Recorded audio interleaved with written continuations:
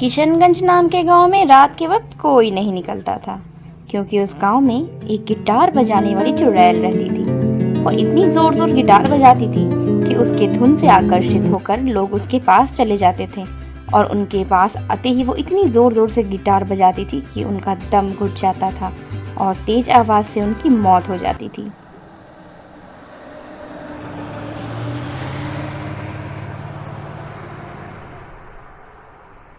एक साल शहर में रहने के बाद किशन गांव वापस आता है, और घर काफ़ी दूर होने के वजह से उसे काफ़ी देर हो जाती है और रात हो जाती है। किशन देखता है उसके सामने एक चुड़ैल आंखें बनकर जोर जोर गिटार बजाने लगती है, और थोड़ी ही देर में वह उसकी आवाज़ से आकर्षित होकर उसकी तरफ जाने लग जाता है। और जैसे ही वह चुड़ैल अपनी आंखें खोलती है, वह देखकर हैरान रह जाती है। किशन का चेहरा देखते ही उसके हाथ से गिटार गिर जाता है और वह जोर जोर से रोने लग जाती है। रोते रोते वह वहाँ से भाग जाती है और किशन वहीं का वहीं बेहोश हो जाता है। सुबह होते ही जब उसे होश आता है, वह गिटार लेकर अपने घर आ जाता है और रात में हुई घटना के बारे में अपने दोनों भाइयों को बताता है। क्या कह रहे हो किशन? आज तक तो ऐसा हुआ ही नहीं है। हाँ, वो चुड़ैल तो कभी किसी को छोड़ती ही नहीं है, फिर उसने तुम्हें कैसे छोड़ दिया? ताज्जुब की बात है। भैया मैं सच कह रहा हूँ, मेरी बात का यकीन करो। देखो किशन, अगर तुम सच कह रहे हो तो तुम ही सब गांव वाले को उस चुड़ैल से बचा सकते हो। हाँ, वरना वो चुड़ैल तो किसी को भी नहीं छोड़ेगी और गांव में कोई नहीं बचेगा। जरूर भैया, मैं इस गांव को बचाने के लिए सब कुछ करने को तैयार हूँ। मीना के जाने के बाद अब मुझे जीने का शौक ही नहीं। अगर गांव को बचाने के लिए मेरी जान भी चली गई तो मुझे कोई परवाह नहीं। इसमें तुम्हारी कोई गलती नहीं। तुम्हें याद है ना भाभी ने क्या कहा था? और अच्छा हुआ वो चली गई। देखो किशन, जो हो गया सो हो गया। अब आगे क्या करना है? कब तक मीना को याद करते रहोगे? अगर वो सच्ची होगी तो एक दिन जरूर लौट के आएगी। अरे आप लोग किस मनहूस लड़की के बारे में बात कर रहे हैं? वो मीना चली गई तो जाने दो ना। मीना तो सब कुछ चुरा कर भाग गई, अब मैं हूँ ना, आप लोग चिंता क्यों करते हो? हाँ भाभी, आप ठीक ही कह रही हैं। देखो, तुम्हें मीना के बारे में तुम्हें कैसे पता है कि मीना भाग गई? और बड़े भैया अपनी पत्नी रेखा पर बहुत गुस्सा होते हैं, क्योंकि वह मीना के बारे में उल्टा सीधा बोल रही थी। कल की उस घटना के बाद किशन बहुत परेशान रहता है। रेखा और उसके पति दोनों ही खेत काम करने को निकल जाते हैं। काम करते करते दोनों काफ़ी थक जाते हैं कि अचानक रेखा की नज़र पड़ती है। सामने वही चुड़ैल खड़ी थी।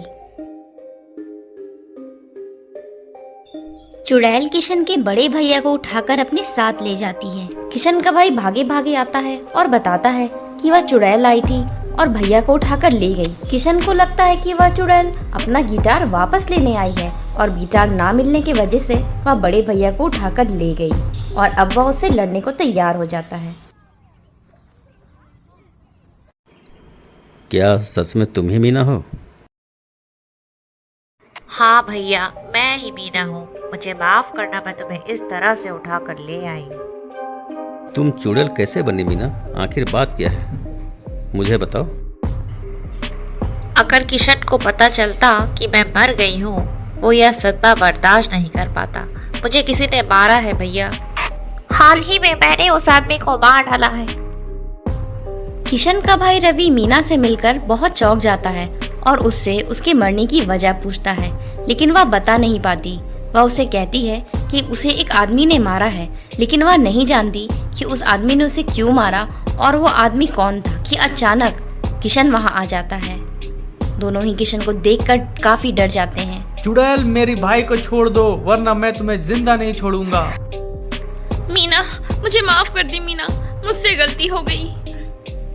इसकी सजा तो मेरे पति को ना दे मीना, मेरे पति को छोड़ दे मीना। मैं तुझसे माफी मांगती हूँ मीना, मैंने तुझे जानबूझकर मारा। और इसी तरह मीना की मौत का राज सबके सामने खुल जाता है। क्या कहा रेखा? तुमने मीना को मारा है?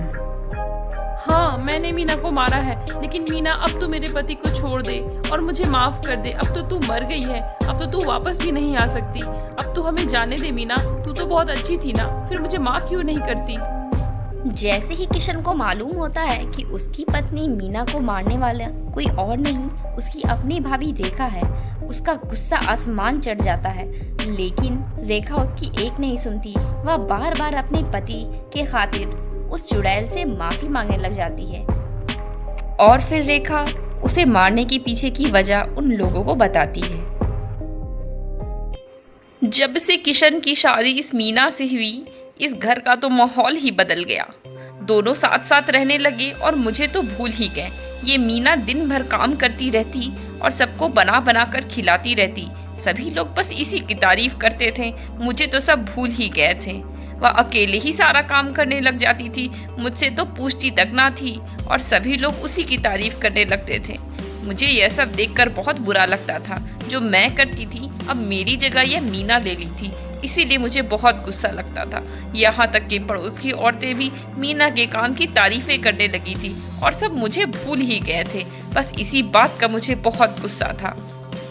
एक दिन जब मैं मीना का पीछा करते हुए बाजार गई तो मैंने देखा कि मीना जहाँ से सब्जियाँ खरीद रही है वहाँ एक गरीब गिटार वाला खड़ा होकर गिटार बजा रहा है। मैं उसके पास गई और उसे पैसे दिए और उसे कहा कि अगर तू मीना को मार देगा तो मैं तुझे ढेर सारे पैसे दूंगी और तुझे भीख मांगने की ज़रूरत भी नहीं पड़ेगी। यह सुनते ही वह आदमी सारा पैसा लेने को तैयार हो जाता है और मैंने उसे मीना की तरफ इशारा करते हुए कहा कि उसे ऐसे मारो कि उसकी लाश भी ना मिलनी चाहिए और किसी को यह बात बताना नहीं। और वह आदमी लालची मेरी बातों को मान लेता है और यही कारण था कि मैं सभी को घर में बोलती थी कि मीना ने सारे गहने चुराकर अपने घर पहुंचा दिया और खुद लापता हो गई।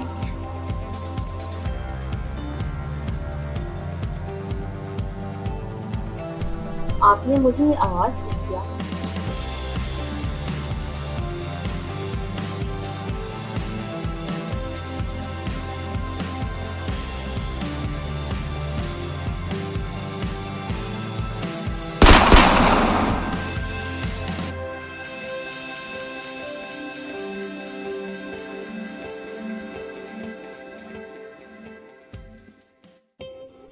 इसी तरह रेखा अपने जुर्म को सबके सामने कबूल करती है और रेखा के पति उससे बहुत नाराज़गी जाहिर करते हैं और उसे पुलिस के पास दे देते हैं और वह जेल में सज़ा काटने लग जाती है। और इसी तरह वह एक दिन अपनी इस कहानी को जेल में बैठे किसी के साथ शेयर कर रही थी। तो आप भी इस कहानी को शेयर करना ना भूलें। प्लीज़ हमारे चैनल को लाइक एंड सब्सक्राइब करें। Thank you.